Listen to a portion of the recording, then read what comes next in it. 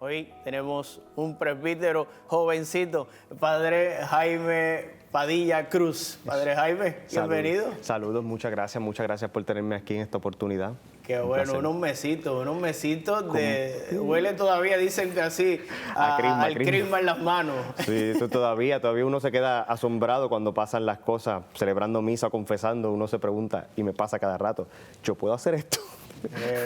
Sí, es sorprendente. Una cosa, ¿verdad? Extraordinaria. Claro. Todavía me lo pregunto yo a mis 15 añitos. Qué bueno.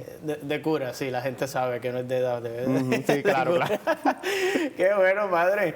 Natural de Carolina. Eso es correcto. Cerquita aquí del canal, entonces. Sí, por muchas ocasiones visitaba yo el Canal 13 ¿Ah, sí? cuando el padre Néstor Yulfo presidía las misas los jueves por las noches. Mira, Los jueves o los miércoles, tuve una confusión ahí, pero sí.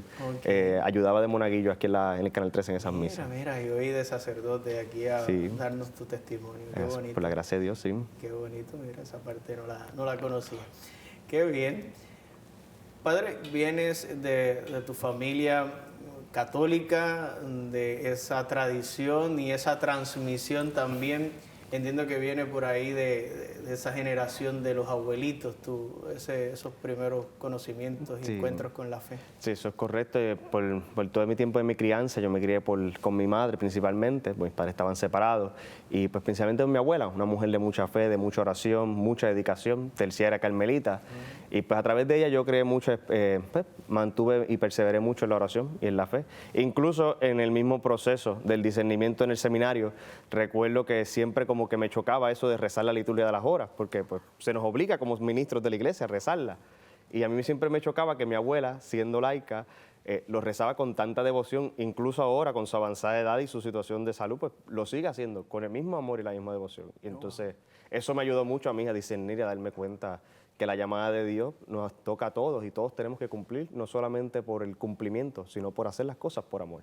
Qué bien. Y ahí en la comunidad ya te introducías en la catequesis, en los servidores del altar entonces. Yo por muchos años fui muy presentado, todavía creo que lo soy un poco. Yo me metí en cuantas cosas, recuerdo que en la catequesis, para el tiempo de la confirmación y la primera comunión, hicieron el grupo Monaguillo y yo, para esquivarme las clases de la catequesis, me metí como servidor del altar sin saber para qué era, y después resulta ser porque son los que ayudan en la misa. Y pues por ahí entrando en la vida de la fe y entrando pues en el servicio en la iglesia. ¿Qué era lo más que te llamaba del servicio al altar, la atención? Pues yo creo que lo primero era, pues en un principio podría ser una excusa, pero luego se convirtió auténticamente en un amor, en una atracción a algo extraordinario. Porque yo desde muy chiquito decía que yo quería ser cura. Yo desde muy chiquito me vestí, incluso jugaba a celebrar misa, sin saber lo que estaba haciendo. Y yo recuerdo que en algún momento estoy de un servidor del altar sirviendo en misa y me están hablando de porque Jesucristo se hace presente aquí. Y wow, qué privilegio. Una persona menor de edad, 12 años aproximadamente, estar tan cerca del altar donde se presenta Jesucristo, ya eso es una cosa extraordinaria. Es una cosa impresionante que sobre todo caló mucho en mi deseo de ser sacerdote. Muy bien. Pero ahí continúas tu vida, tienes una hermana menor, vas avanzando en los estudios y demás. ¿Alguien en ese proceso entre la parroquia, entre la escuela, en esos años de formación en la adolescencia, además de tu abuela, alguna persona religiosa, un sacerdote o alguien que haya un poco también llamado tu atención? Yo creo que en principio tiene que ser el padre Néstor Yulfo, que fue mi párroco por muchos años. Él me ayudó en ese proceso de discernimiento. También hay muchos otros sacerdotes que estuvieron conmigo en todo ese camino.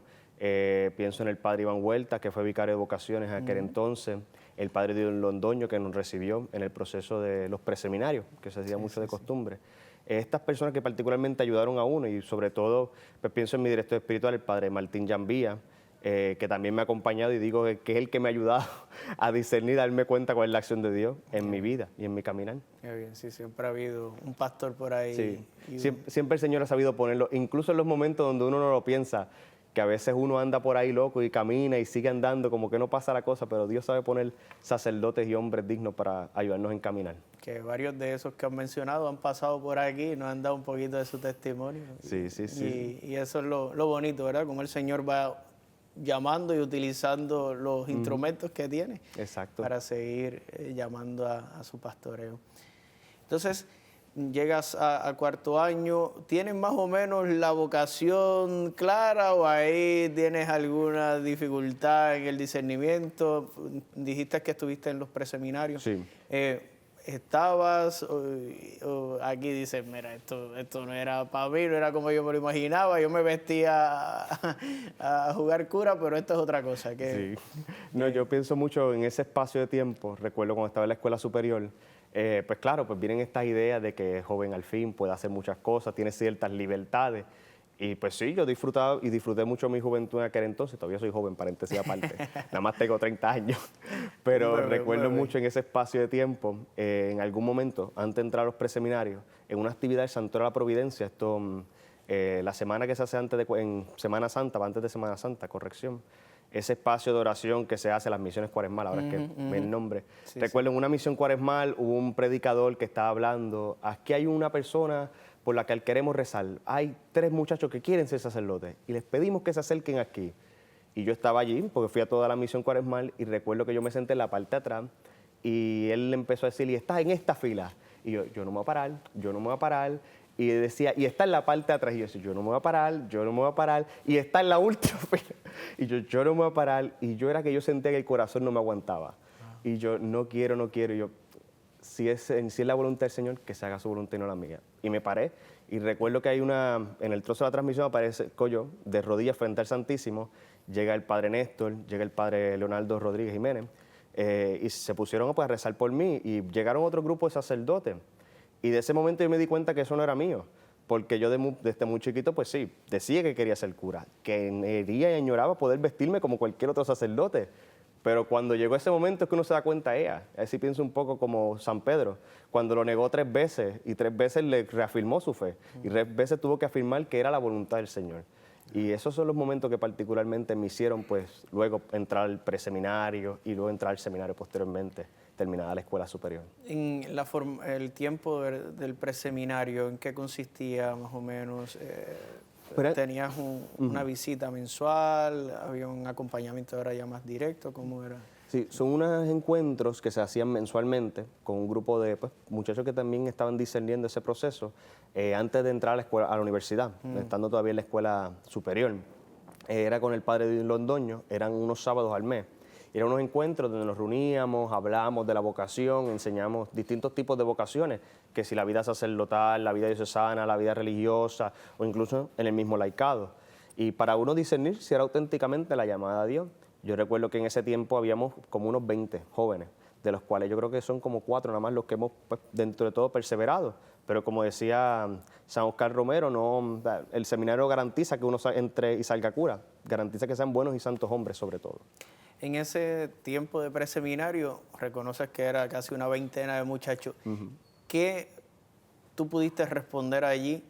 Aquello que en aquel encuentro te asustó un poquito, por llamarlo de alguna manera, y dijiste, esto no es para mí, pero luego en el discernimiento sí, y decidiste dar el paso y pedir la admisión al seminario. ¿Qué fue lo que respondiste en esos encuentros del preseminario? Pues yo creo que la respuesta se fue dando naturalmente a través de los demás, porque pues uno se da cuenta que a veces uno tiene una idea de lo que quiere ser de sacerdote o de lo que quiere ser persona en la vida, pero muchas veces son las demás personas que ayudan a dar testimonio, porque en ese mismo proceso, pues claro, pues uno viene discerniendo y yo venía pues pensando, bueno, si me dedico a otra cosa. A mí me gusta mucho la electrónica, me fascinan las computadoras, me fascina bregar con sistemas operativos y todo esto, y estudié electrónica en aquel entonces. Y yo recuerdo, pues yo decía, bueno, si no, y me dedico a esto, me dedico a estas cosas. Y yo recuerdo que fue tanto mi párroco en aquel entonces, como los mismos laicos, que sin saber el contexto que decían, ánimo, que si el Señor te llama, confía en Él, confía en el Señor. Y yo, pues está la voluntad del Señor. Y uno pues tiene que aprenderse a dejarse guiar. Y incluso en el mismo proceso del seminario, yo aprendí mucho a lo que significaba dejarse acompañar. A mí me costaba mucho como que dentro del proceso de acompañamiento estar con una persona y que otra persona te dijera qué tenías que hacer, pero uno no se da cuenta que uno no lo hace porque lo dice una persona, lo está haciendo Dios a través de un ser humano por el cual está obrando. Eso es extraordinario, un proceso bello. Ahí decides ingresar, te llegaste a graduar entonces de electrónica. De electrónica, la vocación. O sea, que continuaste el proceso de discernimiento en ese tiempo y ahí diste el paso. ¿Dónde te reciben? ¿A qué seminario llegas? Pues llegué formalmente a la Vicaría de Vocaciones de San Juan con el padre Iván Huertas, que estaba de vicario en aquel entonces. Ahí entramos entonces al seminario regional San Juan Bautista. Sí, cuando todavía estaba en la casa Santa María de los Ángeles. Ahí yo estuve por 2 años, porque ya después nos trasladaron para Ponce. Pero ahí fue que probablemente me recibieron, en San Juan Bautista. Sí, y habíamos varios compañeros. Principalmente de San Juan éramos 3 y de Caguas habían, si no me falla la memoria, unos 5 que habíamos entrado. Qué bien, qué bien. Sí, que estuvieron en la casa de formación en la Católica, ¿verdad? Que había Sí, después nos mudaron para la Católica, probablemente en Ponce. Pero principalmente Católica. estábamos en San Juan Bautista, en Santa María de los Ángeles. Fue mi tercer año, si no me recuerdo la memoria. Que nos mudaron para Ponce, a la casa de allí. Qué bien, qué bien. Yo también estudié allí, unos añitos antes, pero ya. en Ponce. Qué bien, y ahora están allí, el seminario interdiocesano. Exacto, que ahí fue donde terminé propiamente mi proceso de formación. Yo, en un momento dado, yo había entrado cuando hicieron los cambios de seminario, nos pasaron al seminario Regina Cleri. Estuve ahí un año en Regina Cleri y luego pues se convirtió en el seminario interdiocesano para todo Puerto Rico, y eso fue una experiencia extraordinaria. Yo aprendí a valorar tanto lo que era la fraternidad sacerdotal, porque era esta idea de que pues somos hermanos de distintas diócesis, distintas realidades, porque Puerto Rico es una isla pequeña, sí, pero tiene una diversidad de carisma, de talento, de cultura dentro de nuestra pequeñez, que es asombrosa. Y yo recuerdo en el seminario cuando se decía que íbamos a hacer una fiesta de Navidad, todo el mundo tenía una definición totalmente distinta a lo que significaba música navideña. Y esa experiencia, esa fraternidad, esos lazos de amistad que hoy en día se mantienen, eso es una cosa hermosa, es una cosa impresionante, que nos une sobre todo como puertorriqueños. Da un horizonte más amplio de compartir. Es una riqueza siempre, sí. Qué bueno. Pues mira, yo estuve ahí también, allí me ordené yo, en Regina Cleri, antes del interdiocesano, por supuesto. Qué bien, qué bonito. Así que el Señor, de alguna manera, me ha ido pisando un poco por ahí los talones en ese proceso donde hemos estado. Ha llegado, después de todos esos años de formación, después de ese tiempo de discernimiento, descubriendo si esta es mi vocación, la electrónica, si esto, del servicio en el ministerio. Por fin llegas al ministerio. Todo aquello que celebrabas de pequeño, en ignorancia, como decía, sin saber lo que estabas haciendo, pero que ya el Señor iba despertando y poniendo en ti. En estos meses, ¿verdad?, de vocación, de ya ejercer tu ministerio, ¿cómo te has sentido ahora, ya no solamente yo revistiéndome, sino a partir de que la iglesia me ha revestido de esta gracia? El Señor, ¿verdad?, me ha hecho partícipe entonces de su ministerio sacerdotal. Ahora, yo, sacerdote en propiedad, ¿cómo estos primeros meses los has estado viviendo en tu comunidad? Es una cosa muy intensa pero totalmente llena de demasiada gratitud. A mí me toca, soy actualmente párroco en Santa Catarina La Bureta en Caimito. Fue una parroquia donde hace un año atrás estaba ejerciendo como diácono formalmente allí, estuve colaborando. Una parroquia que llevaba 1 año y unos cuantos meses sin sacerdote. Y ver esa realidad de la necesidad de que las personas necesitan pastores y que claman pastores para su iglesia. Y pues chocar con esa existencia, con ese momento, el saber que ya la etapa de lo que podríamos llamar esa seguridad de estar en el seminario, porque sí, cuando uno está en el seminario pues siente una protección en sí de todo lo que es el día a día de la carga pastoral y administrativa. Y pues es una cosa que es un poco cuesta arriba, lo reconozco, porque yo creo que a mí no me consume, o sea, no me inquieta ni me frustra bregar con la parte administrativa. Yo me puedo sentar en el escritorio perfecto y me voy, porque aprendí un poco de contabilidad con mi madre, que se dedicó mucho tiempo a la contabilidad y el manejo de empresas. Y perfecto, pero a veces me doy cuenta que estoy como 5 horas pegado allí revisando nómina y revisando informes. Y también lo de sentarse a confesar, celebrar la Eucaristía, darse cuenta de que se muere una persona, hay que ir a tal sitio, está una persona enferma, hay que ir a un hospital. Es cansón y drena un montón, pero de una satisfacción tan grande. Cuando uno puede celebrar la Eucaristía y se da cuenta, es que yo no estoy celebrando esto por mí nada más. O sea, yo puedo ir a confesar, y me pasó cuando el primer fin de semana, después de haber sido ordenado sacerdote, yo fui para el Santuario de la Providencia, a las misas del madrugador, y fui a confesar gente. nuevo, ordenado. Y yo estoy ahí escuchando gente que me dice cosas y yo digo, Dios mío, yo lo que tengo son 29 años y me están hablando cosas que yo ni en mi vida me hubiera imaginado. Y tú te das cuenta de las palabras del Evangelio, mi gracia te basta. Darse cuenta que la gracia de Dios es lo que ayuda. Es una cosa extraordinaria. Cuando yo celebro la Eucaristía, yo muchas veces lo que hago es me traslado al momento de cuando yo pequeño, muy chiquito, cogí ese pan que mi abuela picaba en un circulito y mi juguito huerchito que me servía a un lado para que supiera que si fuera a consagrar, me vuelvo a ese momento, a decir de que eso que yo quería hacerlo con aquella fe de niño, yo lo quiero mantener hoy. Sí, ese mantener la ilusión es de las cosas que a veces más cuestan. Yo siempre también se lo pido al Señor todos los días, Señor, que no me acostumbre a celebrar, que no me acostumbre a ti, que no me acostumbre a tenerte, que no me acostumbre a celebrar la Eucaristía, porque es un riesgo, ¿verdad? Por esto mismo de la escasez de ministros, como dices. Nos toca pues correr un poquito, nos toca celebrar varias Eucaristías, igual más de las que deberíamos, ¿verdad? Pero por la necesidad hay que hacerlo.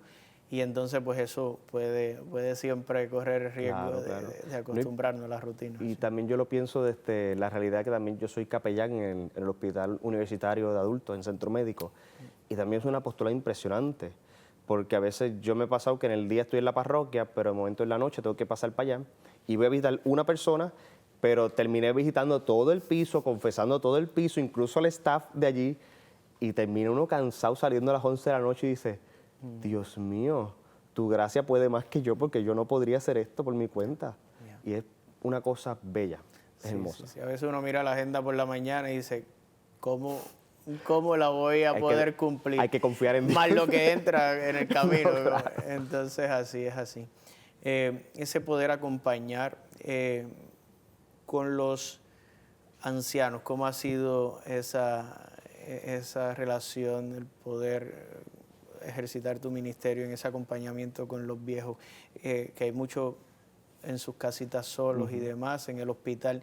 ¿Alguna experiencia ya en estos meses, algo anecdótico o alguna experiencia que te haya marcado en el hospital, en esta capellanía, que te digas, wow, el Señor necesitaba que yo estuviera aquí? Pues yo pienso pues ambas partes, porque mi comunidad parroquial es una parroquia pues de mucha gente mayor, esa zona de Caimito es una población bastante predominantemente personas mayores, y también en el hospital cuando tú lo ves, a veces me ha tocado visitar unas personas que me dicen, padre, ¿puedes visitar a mi abuelo que está allí? Y voy y lo visito.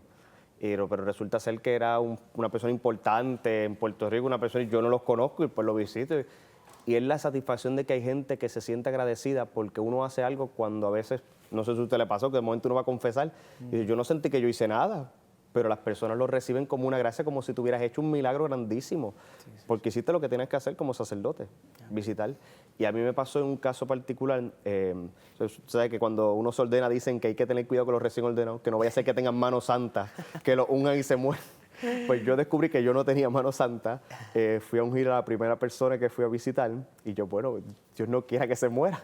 Se recuperó, al otro día salió del hospital, la llevaron de viaje no sé para dónde, falleció los otros días, falleció una semana atrás, pero como que ya fue una cosa extraordinaria, pues dice, wow, o sea, uno siempre va a ser como ministro sacerdote, va a ser el que va a ayudar a las personas a alcanzar la gracia de Dios, a llegar al reino de los cielos, y ver al Señor también que a través de uno le da la oportunidad de a lo mejor esta persona ver a sus nietos crecer, verlos cumplir metas y logros para después partir a la casa del Señor, es una cosa impresionante.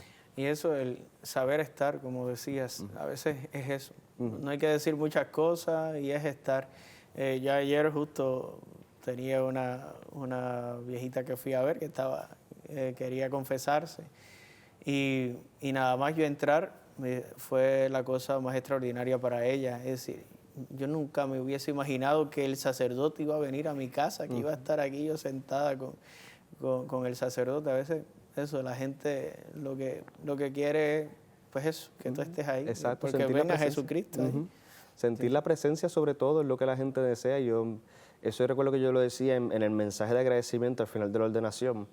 Yo le decía, a veces el Señor no nos llama a hacer grandes cosas, no nos manda a construir templos enormes, basílicas impresionantes. Muchas veces lo que nos pide es saber estar. Y a eso es lo que nos manda el Señor, a estar en el mundo y dar testimonio de Él en el mundo, con nuestras vidas y con nuestras acciones, con nuestra forma de ser. Porque si hay algo que yo tengo muy claro en mi proceso de discernimiento es que el Señor a mí yo no me llamó para ser otro cura tal, a mí el Señor me llamó para ser un padre Jaime Padilla. Eso es lo que necesitaba la iglesia en ese momento y yo le respondí en esa realidad. Y eso es también, nuevamente, una cosa extraordinaria. Qué bien. Tu vocación joven con nuestra comunidad, que reconoces un poquito de adultos, de mayores, ¿cómo ha sido esa interacción? ¿Cómo te has sentido acogido por los abuelitos?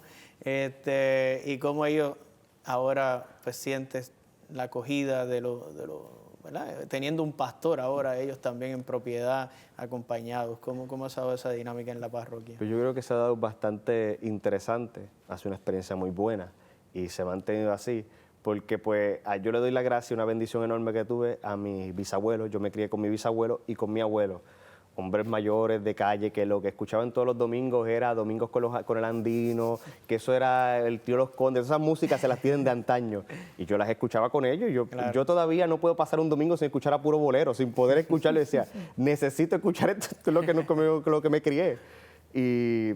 Y traer eso a la realidad, pues cuando yo me acerco a las personas mayores, y me pasa mucho en la exequia, que cuando digo algún mensaje o referencia a una canción, que a mí me impacta mucho esta idea del caminante, el que camina más adelante y solo a la sombra le puedo llegar. Esa idea es una canción del Trío Los Condes, y una canción que habla de romance, pero yo la traduje al sentido de la vida, ese deseo. Y la gente, pues, las personas mayores se asombran porque no esperarían que una persona, un joven de 30 años, le interesaría mucho ese ámbito, pero claro, yo le doy gracias a Dios porque tuve mis abuelos que ya fallecieron, mi bisabuelo Julio Cruz y mi abuelo Jaime Maldonado. Mi abuelo falleció una semana antes de yo ser ordenado sacerdote. Y pues, fueron los que me ayudaron a crecer en lo que significaba ser una persona. Si mi abuela me crió en la parte de la fe, en la vocación, mis abuelos fueron los que me ayudaron a decir, es con tus manos que tienes que trabajar la gracia de Dios. Yeah. Sí. En estos meses como pastor, eso que tú imaginabas, que celebrabas sin saber en propiedad que era lo que estabas celebrando, ahora que lo tienes entre manos, que tienes a Jesús Eucaristía, ¿cómo se te ha hecho eso de creértelo, de vivirlo, de celebrarlo? ¿Cómo ahora, tuve muchos años, 20 y pico de años recibiendo de un sacerdote, ahora me toca a mí darlo al pueblo? Y ven a Cristo aquí, estoy haciendo las veces de Cristo. ¿Cómo ha sido ahora tú vivirlo? Yeah. Yo pienso mucho y trato de rezar siempre por eso, nunca perder esa ilusión, nunca perder esa idea de que yo lo sienta como si fuera la primera, la única y la última vez que lo voy a hacer. Y yo cada vez que celebro Eucaristía, para mí es volver a remontarme a ese pensamiento, para mantener sobre todo la devoción y ese amor, porque es una cosa extraordinaria. Y pasa mucho, no solamente la Eucaristía, la confesión, el darse cuenta que no soy yo el que yo obro, o sea, es Dios el que obra a través de mí. Porque nuevamente se acercan personas con una realidad de vida, o sea, con años de experiencia, y tú dices, ¿qué le va a decir este pobre jovencito, chamaquito sacado de Carolina? ¿Qué le va a decir él? Bueno, es que no soy yo el que voy a hablar, y la gente es lo que busca, y cuando se me acerca, ¿qué me ha pasado? Personas mayores de 80 años a pedirme un consejo, y yo humanamente me quedo, pero es que yo no sé qué decirte. Y es que Jaime, no eres tú el que tiene que decir, es el Espíritu Santo el que tiene que obrar a través de ti. Es una cosa impresionante. Y yo todos los días rezo para eso, para que yo siempre me deje sorprender de las maravillas del Señor que hace con nosotros. Sí, definitivo. Yo también un poquito por ahí, yo me ordené a los 25, así que yo decía, wow, que yo le puedo dar, como tú te cuestionabas ahorita, pero te das cuenta que es el Señor el que va llevando la historia y va utilizando los instrumentos. Eso que le decía San Pablo era a Timoteo, ¿verdad? Que tu juventud no sea un impedimento. Y yo creo que el pueblo de Dios ve más allá que un rostro joven, ve a un pastor, ve a Jesucristo y siempre se va a acercar porque necesita del pastor. Jesucristo era jovencito también. Justo empezó su ministerio a la edad que tú, 30 añitos. Espero no llegar al Calvario todavía. Espero a los 33 que no te crucifiquen. Pero viene la cruz también acompañada. No, claro. Viene la cruz, va a venir y va a ver la cruz siempre. Pero siempre el pueblo va a estar ahí buscando, está sediento, está hambriento de palabras, como estaba en tiempos de Jesucristo. Así que has iniciado tu ministerio en el momento también que Jesucristo lo inició. Así que eso también, pues, llévalo por ahí, iniciar, ¿verdad? En esa comparación. Para un mensaje, finalizar a los jóvenes que se estén inquietando, que como tú no se atrevían a levantarse, aunque sentían esa inquietud y vienen todos esos temores. Si tuvieras que dirigirle una palabra a un joven, animarle en ese sentido. Pues yo creo que yo repetiría las mismas palabras que dije el día de mi ordenación, ese mensaje final. Yo le diría a toda persona que esté considerándolo, que lo esté pensando, que se atreviera a tomar una decisión para iniciar un proceso, que se atreviera a curiosear con la idea. Triste es pasar la vida y nunca haberse pensado qué hubiera sido. Fíjese, yo en un momento dado me pensé, pero qué hubiera sido si hubiera dedicado mi vida a las computadoras, a la programación o a estas otras cosas. Pero yo me di cuenta que no era eso. Pero hay que preguntarse, hay que indagarlo y hay que atreverse. Yo les decía a las personas el día de mi ordenación que hay que atreverse a dejar el miedo atrás y poder asumir la voluntad del Señor, incluso nadando contra corriente. A veces el mundo nos pone ideas, nos pone visiones, pero no es el mundo el que nos llama a la santidad, es Dios el que nos llama a la santidad. Y nuestro deseo es encontrarnos con el Señor, encontrarnos con todo el Creador.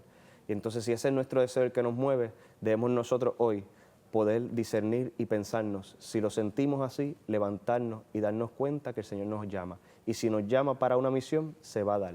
Cuando Él quiere, no cuando nosotros queramos. Es cuando se dé la voluntad del Señor.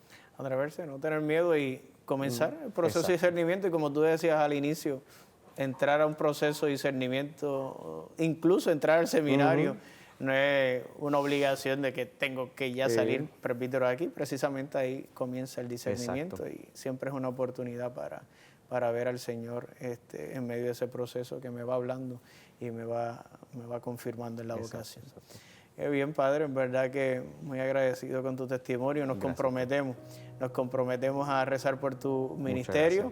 Un hijo también de este canal que vino por ahí a celebrar o ayudar en la Eucaristía y hoy ya puede venir a celebrarnos la Eucaristía también. Rezamos mucho por ti, por tu vocación, tu ministerio y por todos los jóvenes que están inquietos, que el Señor les anime y se atreven a dar el paso.